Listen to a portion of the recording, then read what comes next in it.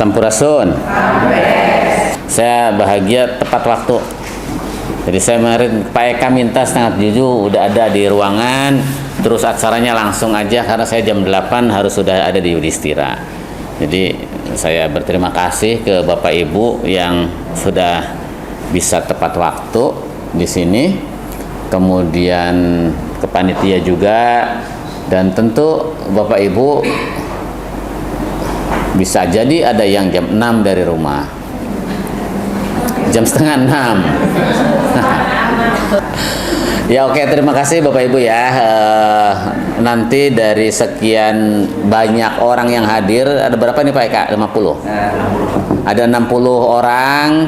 Nanti kita berharap ini bisa juga mengimbaskan ke teman-temannya tentang tata kelola keuangan BOP yang akan dimulai dengan penyusunan ARKAS. Kalau di Kober di PAUD itu saya yakin fokus lebih banyak ke belanja honor, belanja pegawai. Nggak apa-apa karena boleh. Jadi Bapak Ibu fokuskan ARKASnya itu ke belanja pegawai, honor lah. Apa istilahnya di ARKAS itu? Belanja barang dan jasa. Belanja apa? Pegawai. Belanja pegawai ya. Belanja pegawai. Nggak apa-apa, fokuskan ke situ karena mesinnya TK Kober yang non negeri, guru-gurunya itu mesinnya ya di situ, di guru. Ya, jadi fokuskan ke situ. Fokuskan ke apa? Ke honor guru. Mak, honor gurunya kan udah dibayar dari masyarakat, dari iuran. Gitu kan ya. Yang yayasan-yayasan besar mungkin gede. Bisa jadi satu gurunya bisa jadi dapat 1,5 juta, 2 juta. Gitu kan ya. Terus gimana itunya? BOP-nya boleh untuk itu. Ya sesuaikan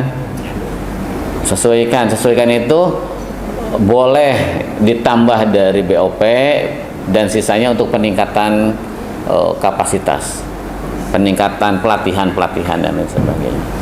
Gitu. Jadi TK-TK atau kober-kober yang iurannya aja susah nggak pada masuk, ya fokuskan ke situ, kasihan. Karena kalau nggak ada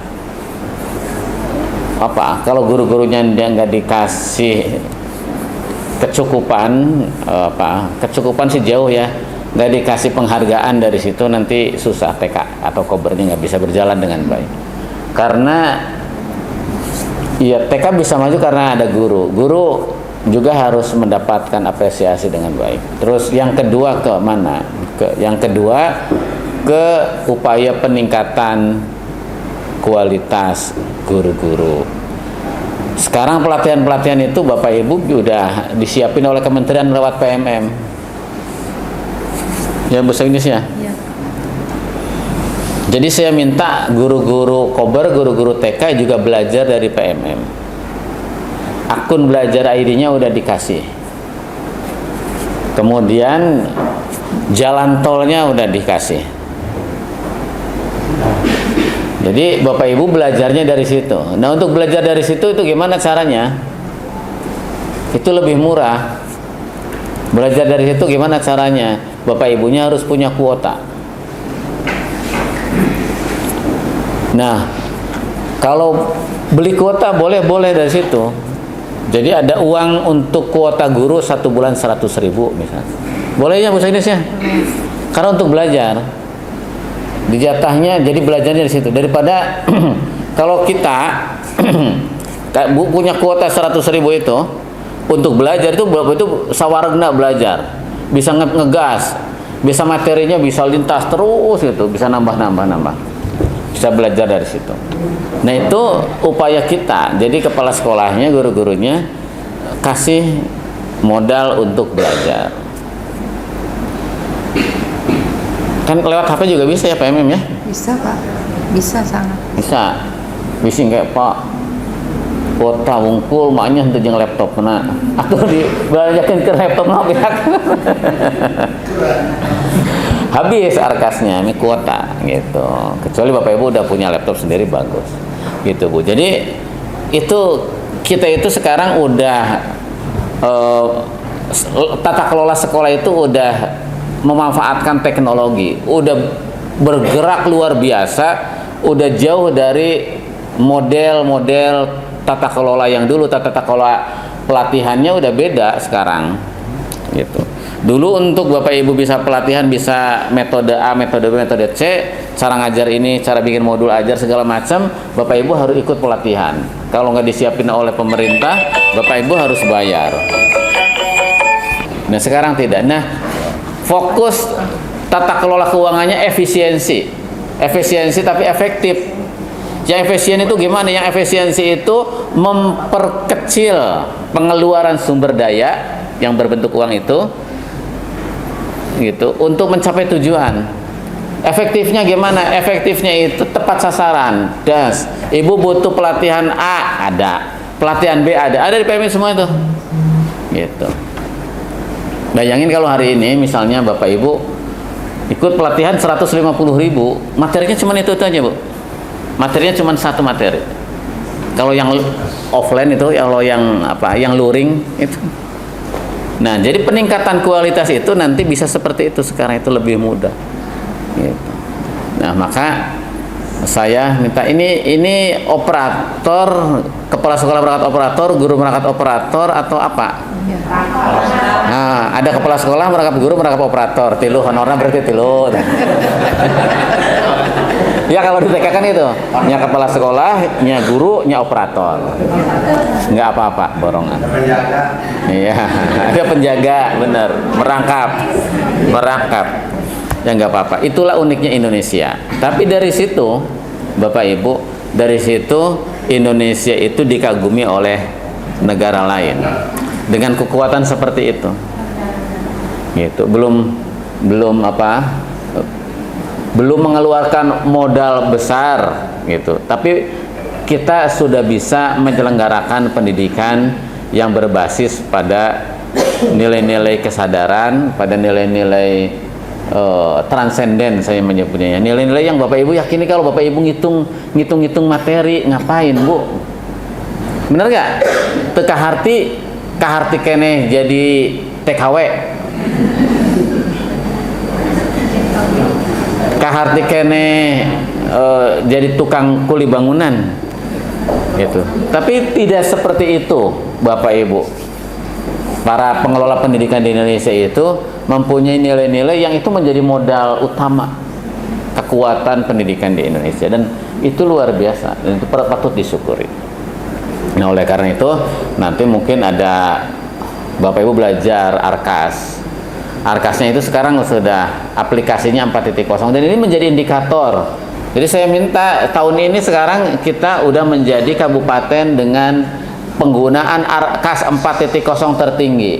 Caranya gimana? Yang 60 orang ini terus dilatih sampai mahir, Pak Denny, Bu Eda, ya, sampai mahir. Nanti dari situ ngimbasin ke teman-temannya ya, ke teman-temannya. Kalau ada kesulitan Bapak Ibu bikin grup help desk namanya, jadi bisa meminta bantuan atau nanya di grup PA itu, nanya gimana caranya Pak, ini punya saya nggak masuk gitu, periksa gitu, coba periksa kuotanya. Oh iya Pak, kuotanya nggak ada. Oh ya iya tuh, kuotanya habis gitu Bu ya. Jadi ini seperti ini harus yang TK Kober SPS itu 2024 pakai semua Arkas 4.0 karena kita dinilai dan dilihat. Apa tujuannya? Biar lebih akuntabel. Karena apa? Lewat Arkas 4.0 Bapak Ibu yang bayar pajak, tidak bayar pajak akan kelihatan. Bapak Ibu yang bayar pajak, tidak bayar pajak kelihatan. Arkas dengan SPJ tidak sesuai kelihatan. Kemudian fokus Bapak Ibu, ini sesuai enggak dengan visi misi kabupaten, dengan visi misi dinas pendidikan, dengan visi misi kementerian. Kalau tidak sesuai, kelihatan juga prosentasenya gitu, karena udah terkoneksi dengan SIPD. SIPD itu Sistem Informasi Perencanaan Daerah. Jadi dari arkas kayak gini yang besar itu mengkerucut ke apa, ke pembangunan daerah. Dan kita itu adalah para pelaksana pembangunan, makanya harus sinkron gitu. Kan saya minta ke Bu Sekdis, ke Pak Eka, Pak Dadi, terus para pengelola BOP ya, Bapak Ibu pengawas penilik juga harus support ini. Bapak Ibu gurunya, kepala sekolahnya juga harus support. Fokuskan pada hal-hal yang esensial. Yang paling esensial di sekolah itu apa sih? Guru. Ya, guru. Pak, buku penting. Buku bagi saya nomor kesekian loh, Bu. Karena Bapak Ibu bisa belajar. Masuk ke kelas itu Bapak Ibu itu harus buku semua di kepalanya. Bapak Ibu itu guru. Guru itu udah menyerap berbagai macam buku masuk ke sini, nanti diterapin di sekolah. Gitu. Buku itu hanya alat bantu. Alat bantu siapa? Alat bantu guru-guru yang lemah pengetahuannya. APE penting gitu. Penting untuk alat permainan edukatif karena masa-masa permainan, tapi jangan terjebak APE itu pada hal-hal yang bersifat unkreatif, yang tidak melahirkan kreativitas Bapak Ibu gurunya. Nah, ini yang jadi penyakit tata kelola yang merusak tata kelola pendidikan kita itu, kadang-kadang drop. Saya udah menghilangkan itu sejak saya mimpin dinas pendidikan, nggak boleh ada dropping.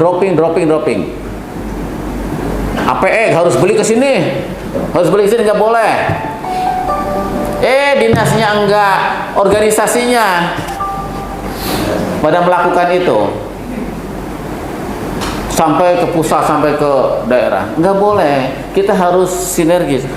Alat permainan edukatif itu bikin dari lingkungan sekitar, ya. Dan itu sangat tergantung pada visi kepala sekolahnya dan visi gurunya.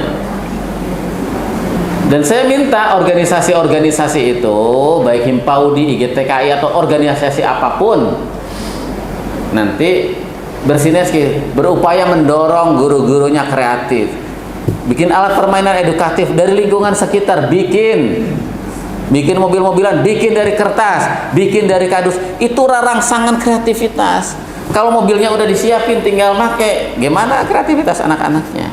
Justru anak itu tumbuh kreativitasnya dari menciptakan, dari gimana solusi, terus dibimbing oleh menggunting. Gitu, Bu, maksud saya itu yang esensial. Nggak usah lah beli-beli kertas di drop, beli-beli apa gitu ya, nggak usah. Kertas pakai yang ada aja, yang dari rumah Bapak Ibu gurunya bawa, atau rumah anak-anaknya suruh bawa gitu. Beli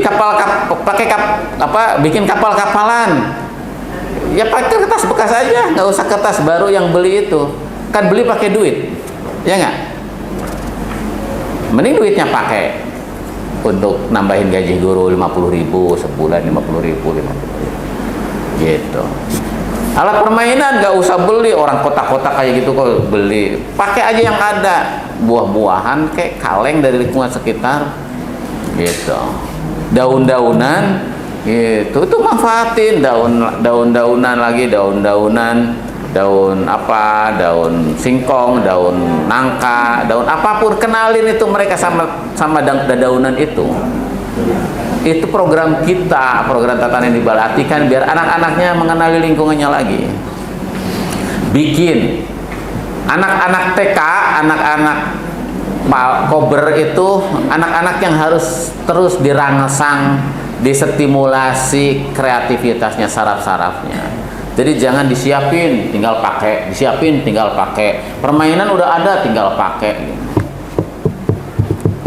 gitu. Nanti dilayanin terus mereka maunya. Udah gede SMP masih mau dilayanin, SD SMA dilayanin juga, dia siapin. Tumpul kreativitasnya. Karena apa? Karena dari penyusunan arkas yang salah gitu. Arkasnya salah. Kenapa kok dari arkas, Pak? Karena guru-gurunya mau kreatif susah, arkasnya nggak ada, arkasnya sudah di drop, beli bukan beli bahan tapi beli udah jadi gitu. Jadi kalau ngomongin arkas berpengaruh terhadap kreativitas, berpengaruh. Kalau nggak ada di arkasnya repot juga. Jadi belinya bahan bukan beli jadi.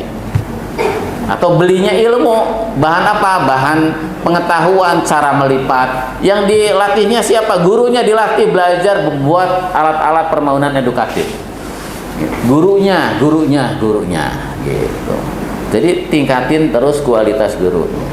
Guru-guru kreatif itu nggak akan pernah kesulitan mendidik anak-anaknya untuk membuat permainan-permainan yang edukatif, untuk membuat lagu-lagu yang edukatif, untuk menumbuhkan komunikasi anak, untuk menumbuhkan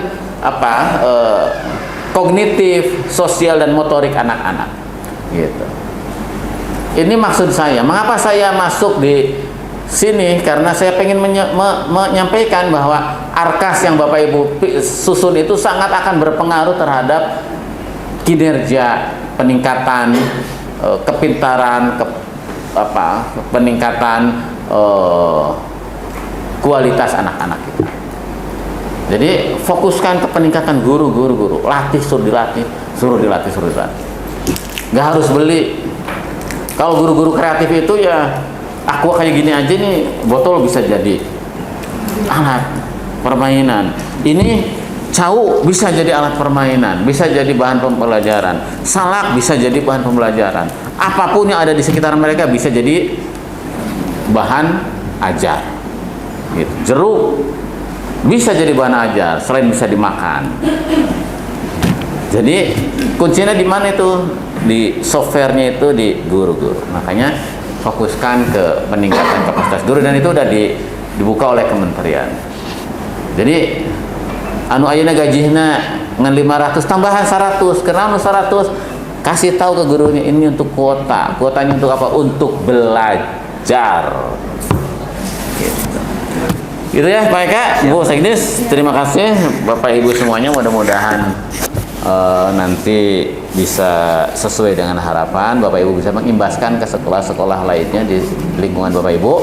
Kemudian Bapak Ibu bisa fokus penyusunan arkasnya pada sesuatu yang esensial untuk tata kelola pendidikan di daerah-daerah. Terima kasih. Wassalamualaikum warahmatullahi wabarakatuh.